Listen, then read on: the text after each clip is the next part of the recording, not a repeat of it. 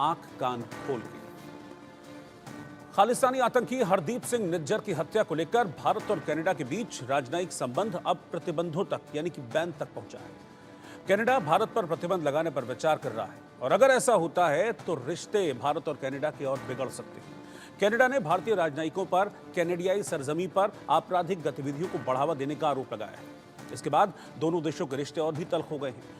भारत ने कनाडा में अपने उच्चायुक्त संजय कुमार वर्मा समेत सभी राजनयिकों को वापस बुला लिया। साथ ही कनाडा के जो 6 राजनयिक हैं उन्हें 19 अगस्त तक भारत छोड़ने को भी कह दिया है।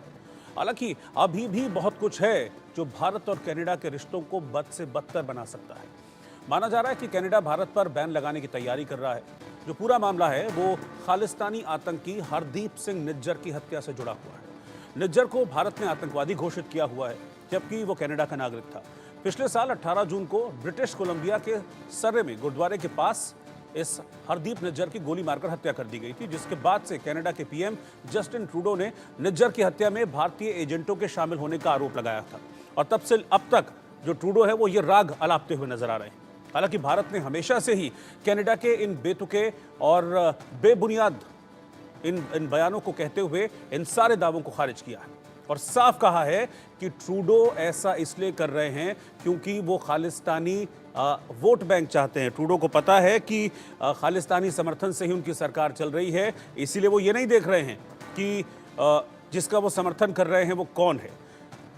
हरदीप सिंह निज्जर कौन है ये जानना आपके लिए बहुत ज़रूरी है। वो सामने लिखा हुआ भी है, मैं बता भी रहा हूँ आपको। हरदीप सिंह निज्जर वो शख्स है जिसके लिए भारत सरकार बार बार डॉजियर देती रही कनाडा की सरकार पर कि भाई ये आतंकी है, हमने इसे आतंकी घोषित किया हुआ है।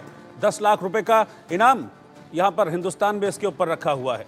कई मर्तबा डॉजियर पेश किए गए कनाडा की सरकार के सामने, ट्रूडो के सामने, लेकिन कभी भी इन डॉजियर्स पर विचार नहीं किया गया। ये मांग की गई कि ये हमारे देश का मोस्ट वांटेड है, इसको हमारे हवाले कर दिया जाए, इस पर कार्रवाई वहाँ पर की जाए, इसको प्रत्यर्पित किया जाए, इसको हिंदुस्तान वापस भेजा जाए। लेकिन कभी भी कनाडा की सरकार ने भारत की इस बात को नहीं माना और वहां पर लगातार निज्जर को सपोर्ट करते रहे। निज्जर को वहां पर आतंकी निज्जर को वहां पर शरण देते रहे और इसके बाद अब इतना गंभीर आरोप भारत के राजनयिकों पर लगाया, जिसके बाद भारत ने बहुत सख्त और कड़ा स्टैंड लिया इस मामले में।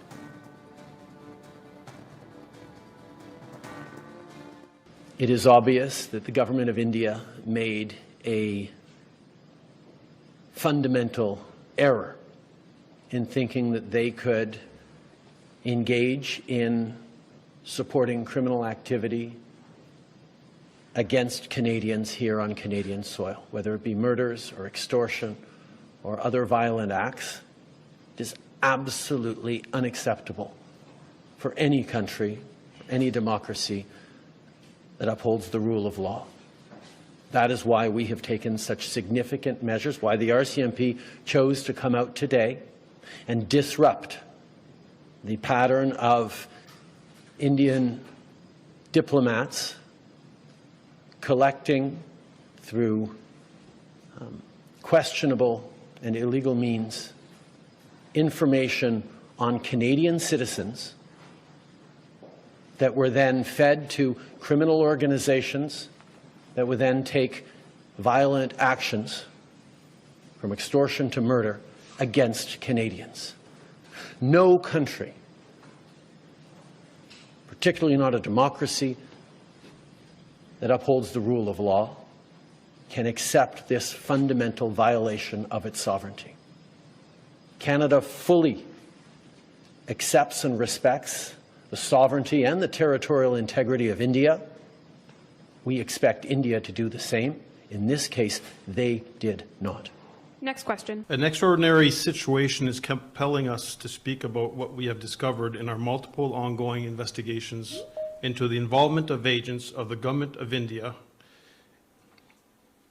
in serious criminal activity in Canada.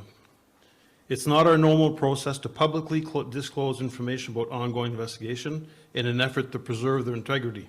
However, we feel it is necessary to do so at this time due to the significant threat to public safety in our country. Over the past few years, and more recently, law enforcement agencies in Canada, including the RCMP, have successfully investigated and charged a significant number of individuals for their direct involvement in homicides, extortions, and other criminal acts of violence.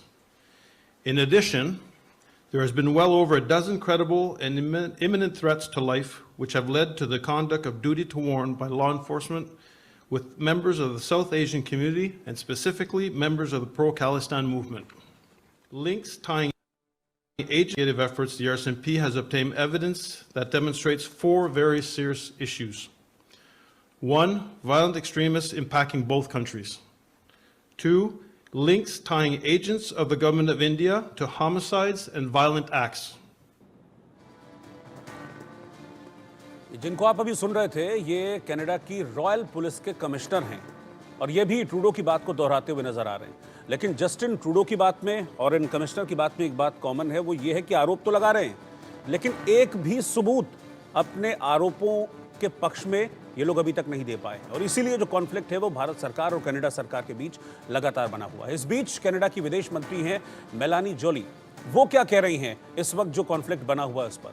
वो कहते हैं कि भारतीय राजनयिकों को निष्कासित करने का निर्णय भारत द्वारा घोषित आतंकवादी हरदीप सिंह निज्जर की हत्या के मामले में रॉयल कैनेडियन माउंटेड पुलिस की ओर से इकट्ठा किए गए सबूतों के आधार पर किया गया था। भारत सरकार दोनों देशों के फायदे के लिए इस जांच का समर्थन करे, ये मांग कनाडा के विदेश मंत्रालय की तरफ से की जा रही है।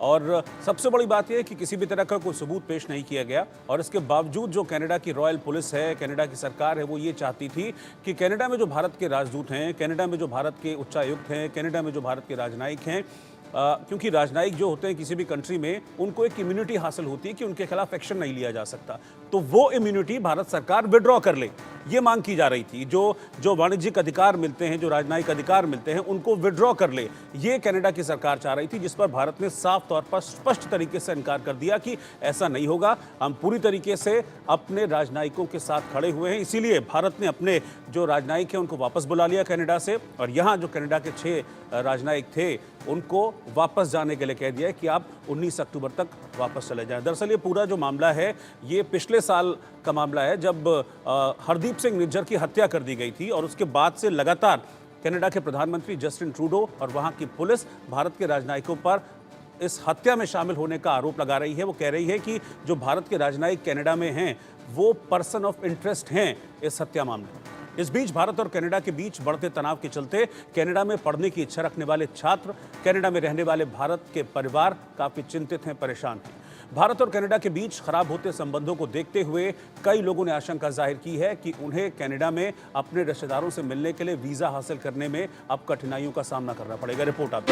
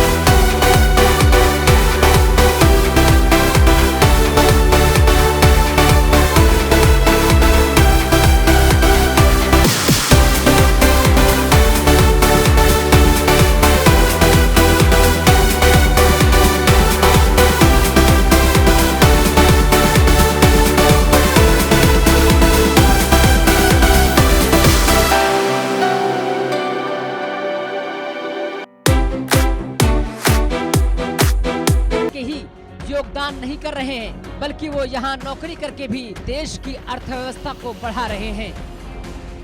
भारत और कनाडा में विवाद के बीच अब अमेरिका का भी बयान सामने आया है। अमेरिका ने भारत पर जांच में सहयोग नहीं करने का आरोप लगाया है।